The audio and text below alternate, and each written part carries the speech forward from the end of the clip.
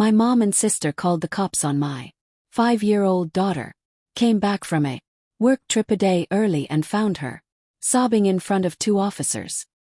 Was terrified, thinking the strange men were going to take her away. He didn't scream, acted. A week later they were the ones screaming.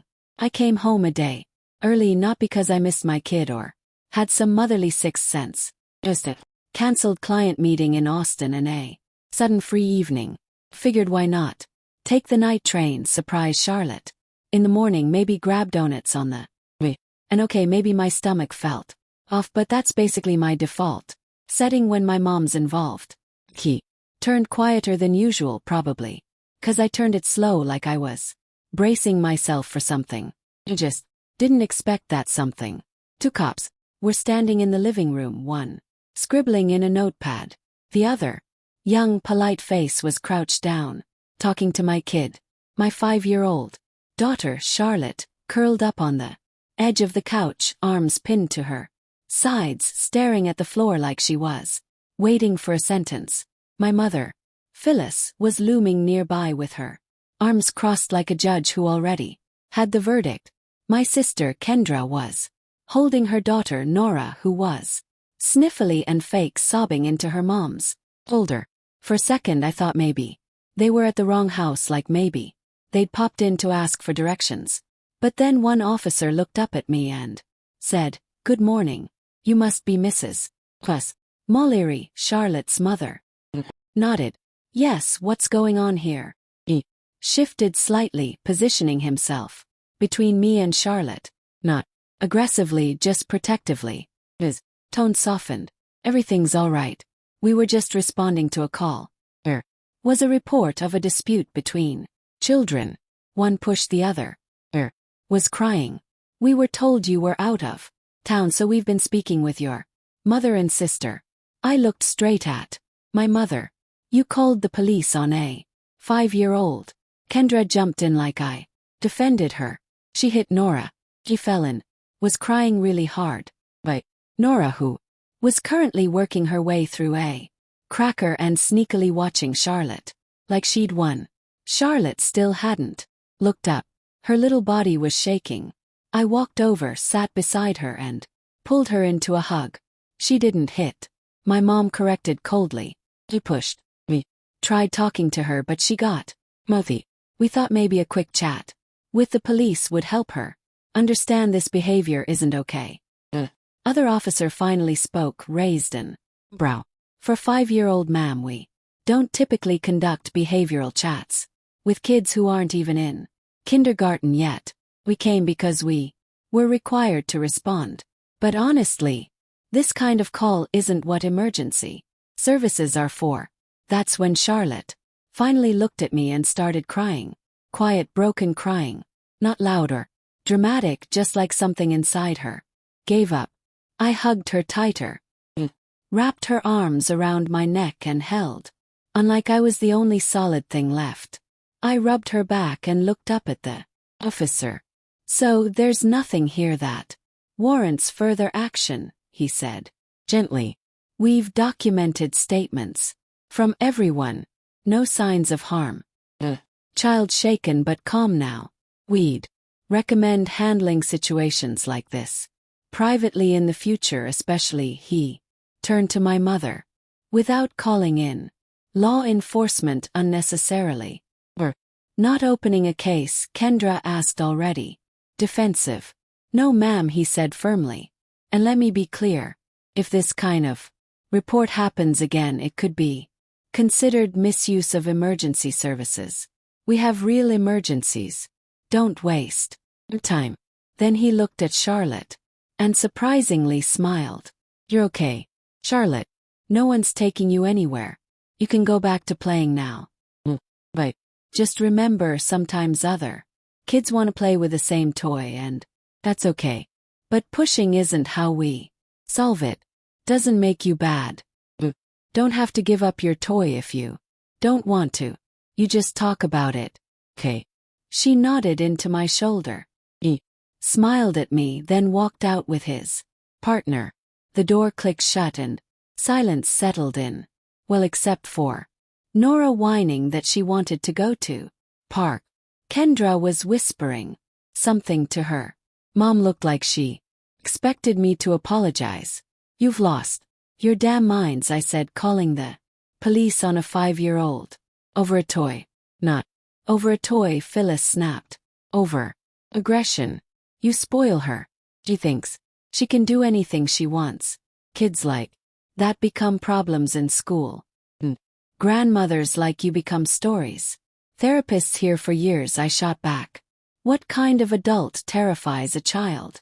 With cops. I didn't terrify her, my mom replied, arms folding tighter. You just said if she didn't stop there'd be consequences. That's not a threat. The truth. You told her the police were going to take her away. You know she's scared of strangers. Phyllis shrugged. Maybe now she'll think twice. Held Charlotte even closer. Yeah, well now, you can think twice. You're never being alone with her again. Not you. Not Kendra. That's done. Molly, come on. We were just trying to help. Don't even realize what you did. She wasn't fighting over a toy. She was protecting herself, her boundaries, and you showed her that standing up for herself gets her treated like a criminal. Phyllis opened her mouth, but I raised my hand. No, that's it. We're done here. At night back home, I was washing Charlotte's hair, helping her into pajamas, reading her a book about dragons, the usual routine, except I kept stumbling over the words because my brain wouldn't shut up. Pointed to the age. You know who my favorite is? Princess. Not the dragon, not the knight, the princess. 'Cause she doesn't sit around waiting to be rescued. Charlotte was quiet.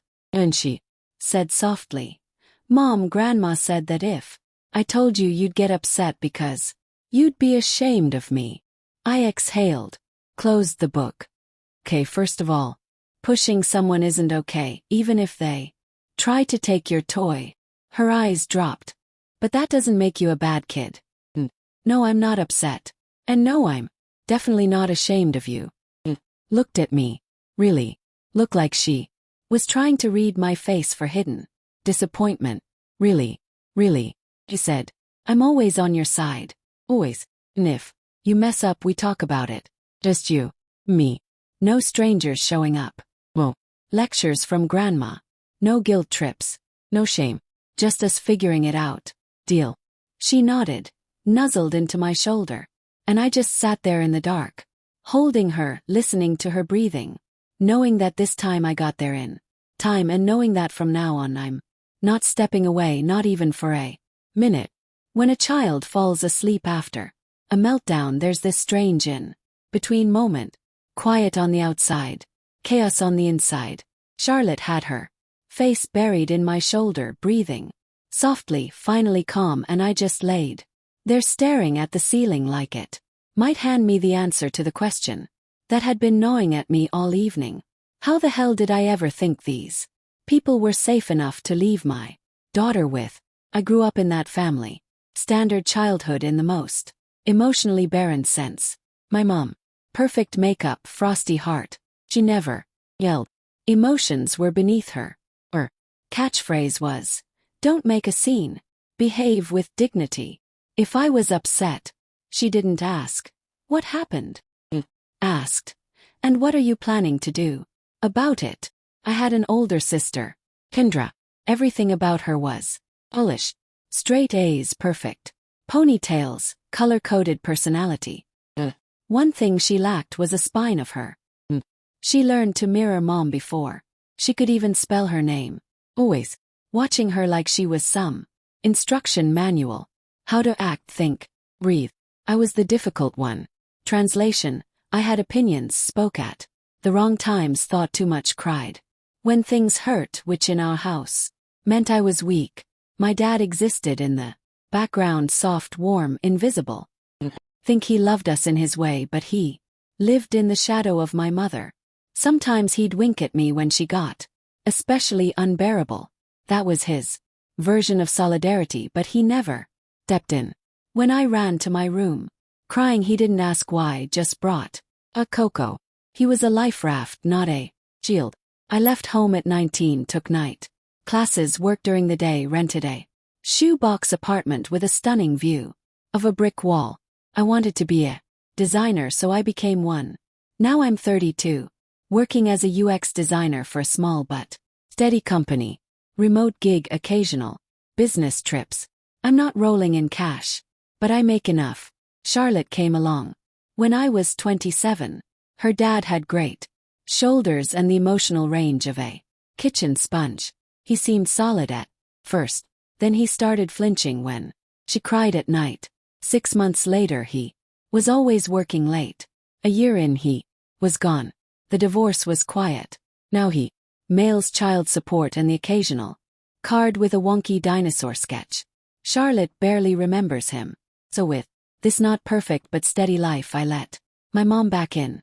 It started after Dad. Suddenly out of nowhere brain aneurysm. Just didn't come home from work. Charlotte was 3. The funeral, Mom was a statue. No tears. Just said, "I guess it's all on me now." We hadn't really spoken in years.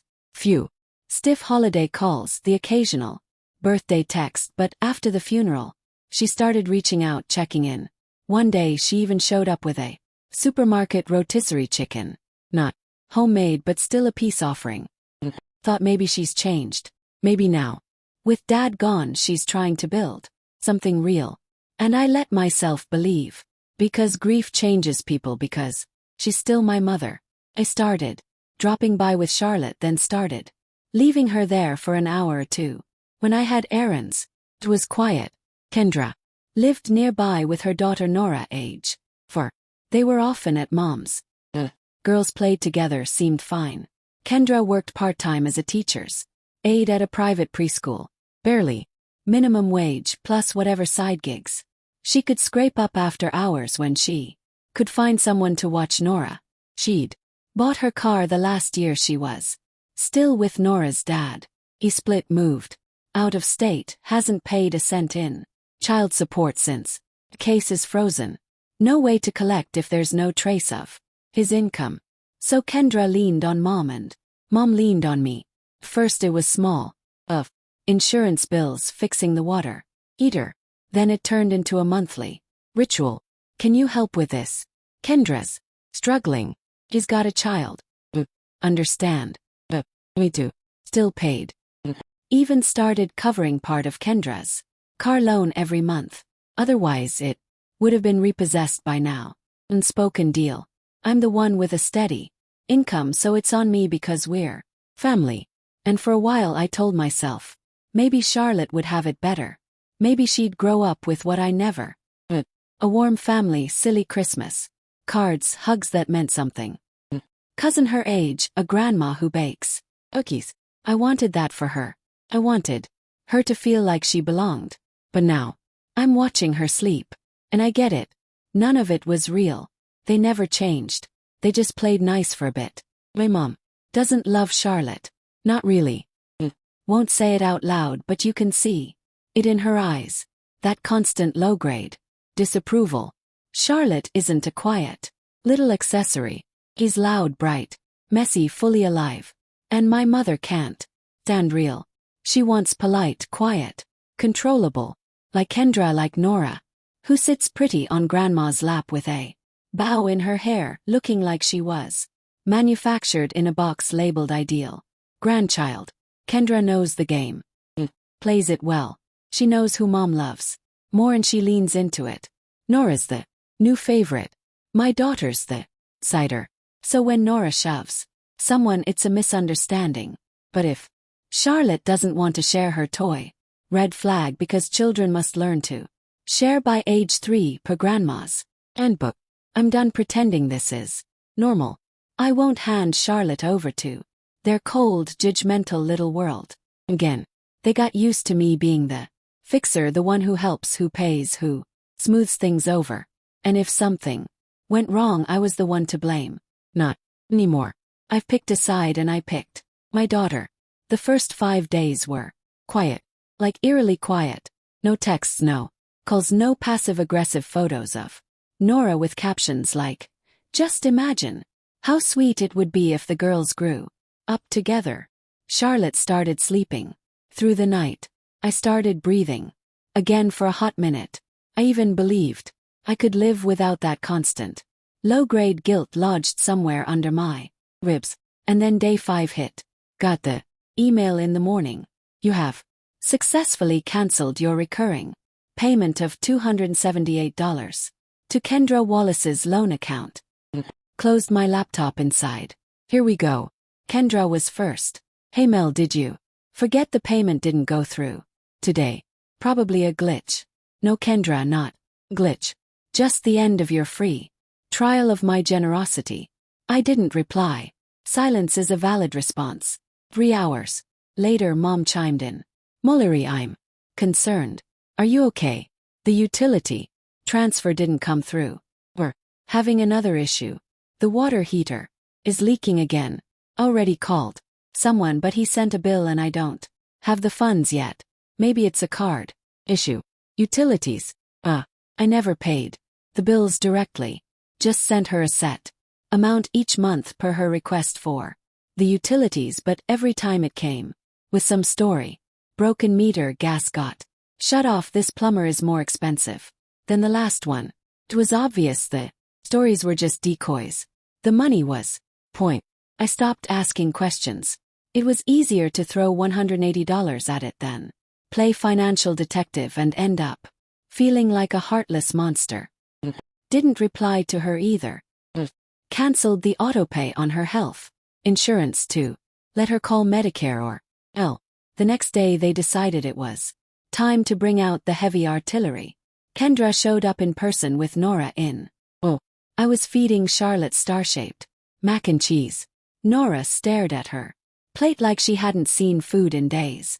"We were just nearby," Kendra said, not making eye contact, "and I thought maybe we should talk." Charlotte pressed herself into my side. "There's nothing to talk about," I said, slicing cucumbers. "Mel, come on. You know I don't have the kind of income you do. I've got a kid." And she hesitated. "And you've got Mom. And your daughter is her chosen one. You're doing just fine." She swallowed hard. Nora started sniffling. "Oh, you're really not going to help anymore?" Kendra asked. "No. And if you're hoping to guilt me using your kid, don't." Left without saying goodbye. Few hours later, Mom called. "Is this your final decision? So you're just leaving us in a difficult position?" "No, I'm just no longer sponsoring your lifestyle. You're grown women. You'll manage." It's petty. Punishing the whole family over one misunderstanding. That wasn't a misunderstanding. That was police involvement in a toddler tantrum. Know exactly what it was. We're exaggerating. And you're minimizing. Doesn't work anymore. I'm done. Well, she said, "Don't be surprised when there are consequences." Ooh, what consequences? Exactly. That you'll boycott Thanksgiving dinner where I'm already the only one who cooks. Terrifying. Later that night, Kendra sent one more message. "Sorry I came by. We're just in a really tough spot. I thought you still wanted Nora to have an aunt, for Charlotte to have a cousin. But I guess that doesn't matter to you." Does matter. Matters that my daughter has people who are safe, kind, who don't smile while dialing the cops because she picked a doll from the wrong bin. He didn't answer. I just hugged Charlotte when she asked if she could draw a rainbow on the wall. "Course," I said, "as long as it's in your room." She ran off for her markers, and I sat there in the kitchen with a half-eaten bowl of stars, a bunch of cancelled autopays, and this weird, unfamiliar feeling in my chest. Relief. 5 years I spent bending over backward for people who treated my child like an afterthought. Now everything's finally where it should be. They're going to struggle, but me not anymore. About it. Week after the 5th, aka the day they didn't get their money, the real fun began. I went to pick up Charlotte from preschool like I always did. For a clock sharp, gummy bears in my coat pocket, her favorite kind. For this time, the usual warm smiles from the other parents were replaced with sideways glances and whispers. One of The PTA queens acted like she didn't even see me, which was funny considering she's usually glued to my side for small talk about gluten-free lunch hacks. When I stepped into the coat room, a few moms were chatting animatedly until I walked. Then silence, like someone hit mute.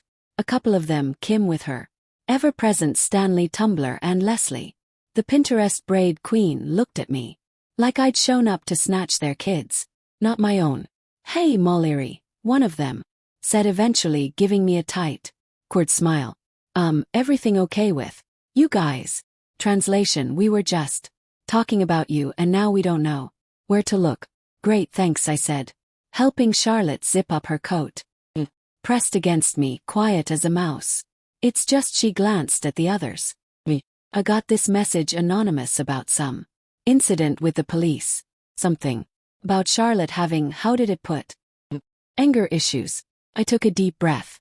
The kind of breath you take when your first instinct is to say, "Why the hell are you gossiping about a 5-year-old?" But instead I went with option B, calm. "Interesting. And who exactly sent this?" There was no name, just an email and screenshots. A piece of what looked like police report. Supposedly. I repeated. "And you believed it?" They looked at each other. Their silence said more than any words. Right then Miss Sanders, the lead teacher, came out from classroom. She had the look of someone who didn't want to be involved, but was legally required to care. "Mallory, can I speak with you for a moment?" We stepped aside. Charlotte stayed by her cubby, twisting her mitten between her fingers. "There's no problem with Charlotte," she said immediately. "She's kind, cooperative, social. Anyone's snatching toys, it's not her." "Then what's this about?" "Two parents approached me today. One of them was actually concerned whether their child was safe being in the same group as her." I tried to smile. "Didn't go well." "Any idea where they got their info?" One of them showed me a screenshot. An email, supposedly from a family member, said Charlotte had behavioral problems, that the police were already involved.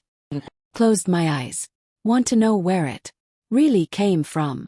"Only if you feel like sharing," Miss Sanders said gently. I looked her straight in the eye. Charlotte had a spat with her 4-year-old cousin. Her grandma and aunt decided she needed a lesson, so they called the police on a 5-year-old because she didn't share a toy. Oh, and now I guess they're expanding their smear campaign to the general public, probably hoping I'll panic and start wiring them money again. Miss Sanders didn't say a word, just gave a long, low nod. I walked back to Charlotte. The moms were still huddled nearby, waiting for the next episode. Beside, in this neighborhood, rumors move faster than preschool RSV. Sometimes it's easier to just give them a headline. "In case you're wondering," I said calmly, "I've got a complicated relationship with my mother. She chose to handle things creatively. Charlotte's fine. Police are not on speed dial. Thanks for the concern." They all started nodding and smiling awkwardly, murmuring, "Oh, got it. And good to know." Smiled just enough to end the conversation and took Charlotte's hand. She squeezed my hand hard as we walked to the car. I wrapped my arm around her shoulders. "It's okay, baby. Grown-ups love to talk even when they don't know what they're talking about." That night he texted, "Hey, I just got a weird message about the police and Charlotte. What's going on?" Of course, the great volcano of child support and occasional birthday cards had awoken. I sighed and replied, "My mom called the police because Charlotte pushed her cousin." Sounds crazy. 'Cause it is. Cops showed up, saw 2 little girls in princess dresses, drank a bottle of water and left. "Everything's fine," he called. "Wait, is that seriously what happened?" If I wanted to write a drama, I'd go with something flashier. Maybe a house fire. Or a puppet trial. I just don't know if I should step in. Maybe she'd be better off with her father. I almost laughed. "Really? You step in? You've spent 5 years toggling between sending a gift and forgetting her birthday." "Well, I do. Pay child support. Payment doesn't make you a parent." "Want to step up?" Do it. Want to fight? For custody. Good luck. But let's be honest. You don't know her and she doesn't know you. If one anonymous message made you this reactive, maybe start by Googling emotional manipulation. I'm just concerned. And be concerned consistently, silently. Least that would show some stability. He hung up. The next day, Kendra was waiting for me, standing by the preschool gates like a therapist with boundary issues. Nora was with her. Serious right now, Mollery. Nice to see you too, Kendra. How's your evening? This isn't mature. You just stopped helping. No warning. Oh, and you gave me a heads up when you called the cops on my 5-year-old. She rolled her eyes. Was Mom. Call. And what were you doing? Baking muffins. You stood there and nodded along or egged her on. Either way, not innocent, she sighed. Mom and I aren't even speaking anymore because of you blew up the family. Me. Ruined the little club you built without me for 10 years. The one I was only invited to when you needed cash and a free babysitter. You're just being vindictive. I'm protecting my daughter. Something you forgot to do. Kendra looked down. Exhaled. Your mom too, Kendra. Imagine if someone used your kid to make a point. If Nora was sitting alone shaking and you had no idea, how would you feel? She didn't say anything. Just took Nora's hand and looked away. Charlotte saw the whole thing. She looked up at me and asked quietly, "Are they not coming anymore?" I knelt down beside her. "No, sweetie. They're not. And if they ever try, I'll protect you. I promise." Few days later, I showed up at preschool a little early and asked to speak with the director. We stepped into her office, closed the door behind me and laid it all out.